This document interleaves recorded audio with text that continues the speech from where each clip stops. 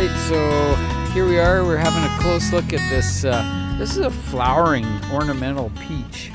So this thing bloomed quite beautifully a couple of weeks ago. And are we actually seeing fruit on this thing? Oh yeah, a little bit. Here and there, yeah. Yeah, I see a little bit there. There's a little guy. A couple in there. Here's another one over here too. Yeah. So there you but go. It doesn't develop into much of a fruit. But I think the seed comes true. Oh, really? I think so.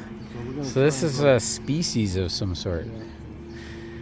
Interesting, but this has quite a spectacular bloom. Like it's a flowering peach, which we don't see very often, really. I rarely see. I've seen a couple. I've seen the single one. It had the big pink single blooms, but this one's a double pink. Oh, it's beautiful. I've got pictures. I can send you pictures of it. Yeah, so you want to look at this thing. The folks here use it as an ornament. Of course, when it's in bloom, it's the talk of the town. When people are walking by here, they just stop and stare at it. It's it's outrageous. But the folks have got here a little sitting area, beautifully done, and it gives them some privacy from the road. A little bit of privacy, just breaks that visual from the road. This is their front yard. But they asked me if I could come and prune it. Now, first thing I see when I'm looking at, you stand back and you look at this general form and shape. Yeah. First thing I see is it maybe a branch that could at some point become problematic. It's got a bark inclusion right there. You see that? Oh yeah, that's included bark right there. Is that? And it's actually not contributing too much to the shape of the tree. It's going right up, straight up through there. And I'm looking at this branching here, nice, strong, solid scaffold branching. I'm really considering taking that baby out of there. Yeah. But then you got to look at what's it going to do to the look on the top. I don't think it's going to matter. Well, yeah, I think you'd stand back. It does look like it branches a fair bit up there. I know. I'm going to go around the other side. I'm just always.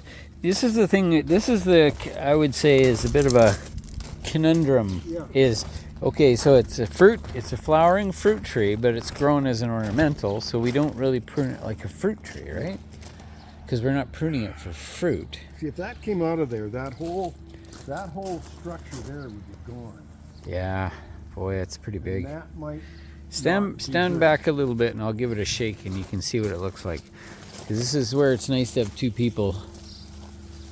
Can you see that? It takes a lot out of that tree. However, it's so vigorous, it's going to regrow. I just don't like the idea of that branch. It's kind of an anomaly. It's going straight up through the tree, and it's got that bark inclusion. So down the road, that bark inclusion could cause a failure. Do you think you could get in there and somehow reduce that cluster of branches, and then so that more branches would fill in next year, and then this next year after that remove it? Like, so work towards removing it? I don't know, I'm just making it up. It's so vigorous. I'm thinking if all that cluster was on there, you could take everything and sort of snug it up. Snug them up, tie them together, and create. I'm tempted to take it out. It's going to be a dramatic change to the tree. I'm just trying to imagine it not being there. Yeah, well, I guess if that had to go in one shot, then you'd have to trim the other stuff. Have a look at it from this angle. Yeah. This is where, when you're pruning, you want to look at the tree from all different sides to try to get an idea. I think it can come out of there. Yeah. We can see it right there, right? I'll just zoom in on that a little bit. You can see that branch, and it's a bad branch attachment right there, and it goes up on this angle.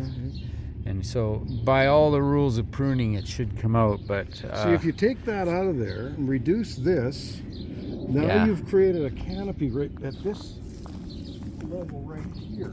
Yeah. Reduce that guy and take that guy out. I'm tempted to do it. Tara and Jared own this tree. Yeah. She wanted me to come and have a look at it, see what I could do. She said, I don't want to kill it. You can't kill it. No. Doing what we're doing here, we're not going to kill the tree, but we definitely are going to change its shape. And I just look at it in general, and I see that branch sticking up there, straight up out of the blue. It should have been taken out Day 2 one. years ago. Yeah. Yeah, day one. Yeah. Yeah. So again, this whole thing between fruit tree and ornamental tree was fruit trees were pruning for the reasons of making it easy to spray, make it easy to pick and whatnot. But on this particular tree, it's really not going to produce very much fruit. But we just want a beautiful small tree. So you could do some summer pruning on this as well. Yep. Oh yeah. And that would also not make it so it doesn't remove. I think the decision's being made here. Uh-oh. The decision is being made. Well. So you aim your camera just there like that. Will do. It's gonna come in. You're the brave one.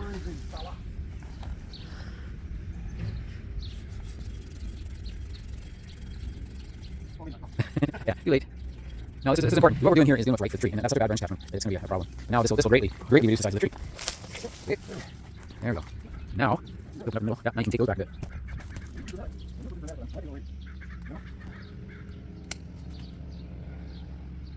And so that stub, you'll take that stub off later and just cut it down a bit, so because it'll respond. Take it off, maybe. Closer to the trunk. Yeah. And it's interesting that in these branches there are a few fruits that have set, but it's scary what I did. But see all this growth here now? Now that's going to come grow off of these nice scaffold branches. These branches are such, nice lateral scaffold branches. Yeah. We're going to start now reducing the length of this. Now, the idea usually is to prune to an outward-facing branch. It's 1/3 of the size of the one that you're removing. For instance, this is an outward-facing branch, and it's 1/3 of the size of this guy. Right? Yeah. So, you create that outward-facing branch. These guys here. And this timing is interesting too, because we've allowed the tree to completely leaf out, so you're not going to get as much of a push. As a response, and we're almost doing summer pruning right here. Yeah. And, Yeah. Yeah. It's an interesting tree, that's for sure. Yeah, actually it doesn't change much from this side.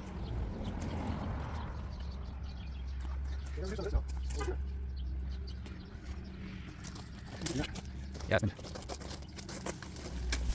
a little awkward, eh?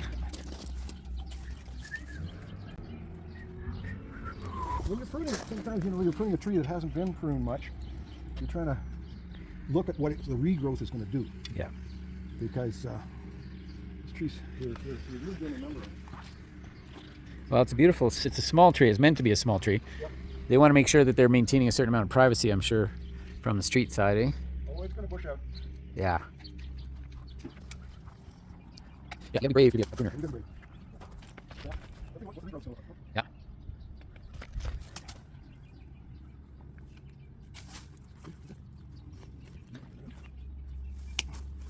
Yeah, we stand back, eh?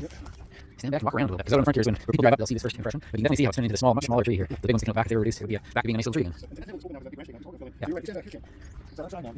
now let's bring the tree back to a little tiny tree again, which is really what we want. It's still wide enough to create the screening. Well, yeah. Gotta cut somewhere. For sure, you can always do 2 cuts, right? So, 1. You can see this one's pointing at me here. Probably keep that one, I think. Maybe you can, just about that one, I think. Maybe a little extra.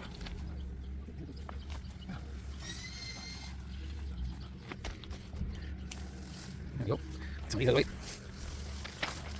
Yeah, now just those last 2 cuts. For the basics, anyway. I think somewhere in this thing, right? That one up there, somewhere, yeah, that one facer, perfect. Let's just stand back. Yeah, actually it's looking pretty good now. It's much more balanced. This front bit's a little full.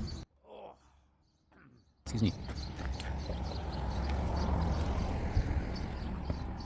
Yeah, it's looking pretty good out here too, eh? Just have a quick walk out here now that back is adjusted.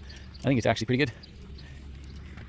From this side it's a little, but it's just, I think it's because it's so thick on that driveway side. Coming in. That one up there up in there, it's a little bit in the way. Yeah, and it's kind of a bit thick right in here.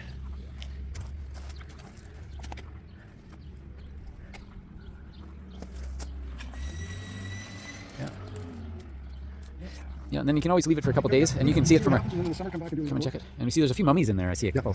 Mummified fruit, which you got to get rid of those. That's where disease will come.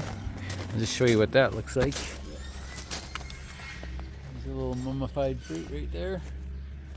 You always get rid of those when you see them.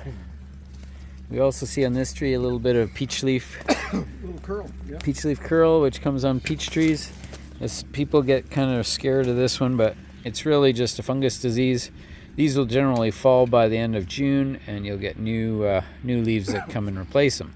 So we've had trees that were just absolutely completely covered by peach leaf curl like this, and they just come right back to normal.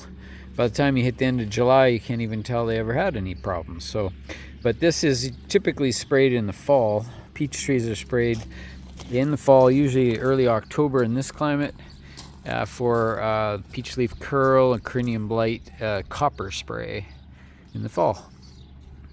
But yeah, this is a beautiful little tree, and I think it's going to work out pretty good. Definitely got it back on track, back to being a small tree. And here Don's going to take the stub off. It's a very patient pruner. This trusty Silky. It's one of the best saws you can get. You always leave a bit of a stub so the tree can heal itself. Yeah, you don't want to cut into the trunk.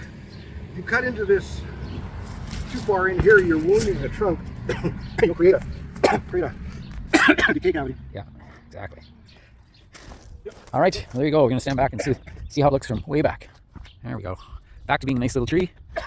Took that thing down about 6 feet, 7 feet.